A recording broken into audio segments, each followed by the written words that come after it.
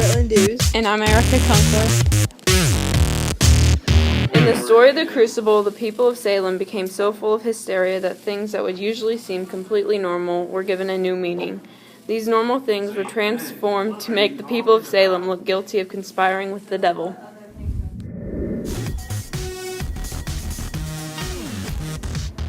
Rebecca Nurse, a well-known and liked woman of Salem, has 11 children and 26 grandchildren, and Putnam only has one child but has had many children die shortly after birth. Rebecca's family is large compared to Anne's, but it never brought up much suspicion until the incident with the girls in the woods. After the incident, Anne accused Rebecca of killing all her infant children through witchcraft. Anne says directly to Reverend Parris, quote, "They were murdered, Mr. Parris, and mark this proof. Mark it. Last night my Ruth were ever so close to their little spirits. I know it, sir. For how else is she struck dumb now except some power of darkness would stop her mouth? It is a marvelous sign, Mr. Parris," unquote. This was enough to get Rebecca arrested and put to death even if she wouldn't confess.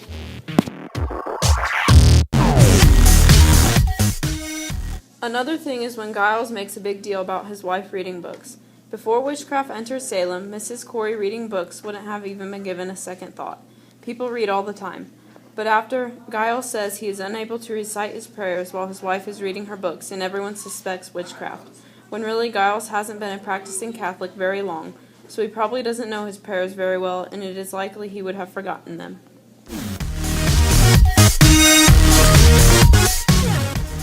Anne Putnam says Ruth, her daughter, has been acting very strange lately.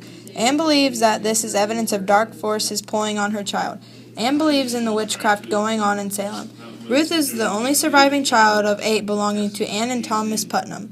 Anne notices that Ruth is becoming more secretive and sickly and fears whoever murdered her babies was now coming after Ruth.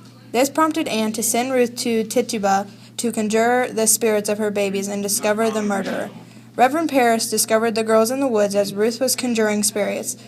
Abigail was cursing Goody Proctor and the others while dancing. Ruth took fright, and she and Betty Parris fell into a strange stupor. Ruth acted strangely as if she could not see, could not hear, and would not eat. She only showed improvement when her grandmother came and she sneezed. However, Ruth is around 10 years old, and a more likely explanation of her behavior is that she is just acting like a typical 10-year-old girl would. She is just throwing a fit to try to get her way.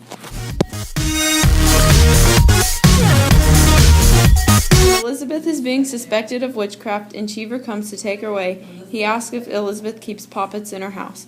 Poppets are just like little dolls, and Elizabeth admits that she had many as a child, but does not keep any with her now.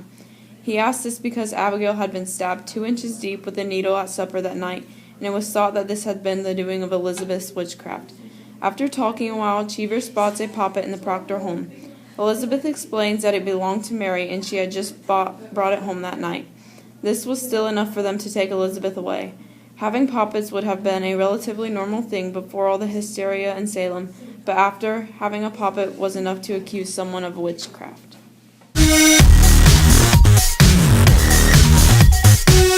John Proctor doesn't go to church on Sundays much, if ever.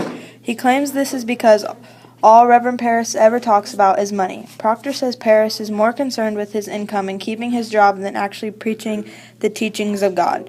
When witchcraft enters Salem, Proctor is accused of conspiring with the devil. This is why Proctor doesn't go to church, or at least this is what people think. Even though everyone thinks Proctor is such a terrible guy, he shows everyone that he is actually the complete opposite in the end. When faced with lying or getting executed for saying he is innocent, John Proctor does what nobody thought he would do. He chose to get executed for telling the truth and not confessing. He decides to do the right thing because he says his name is more important.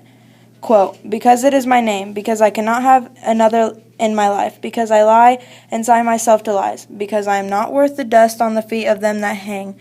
How must I live without my name? I have given you my soul, leave my name," unquote. Story of the crucible, the people of Salem become so full of hysteria that things that would usually seem completely normal were given a new meaning. These normal things were transformed to make the people of Salem look guilty of conspiring with the devil. Many people drew false conclusions that led to accusations of people who were completely innocent. Those who were falsely accused for reasons that didn't make sense were put in prison and often sent to death. This is a disastrous end that shows how hysteria leads people to not think in their right minds and unrightfully convict and kill their friends and neighbors due to an unwavering paranoia from witchcraft.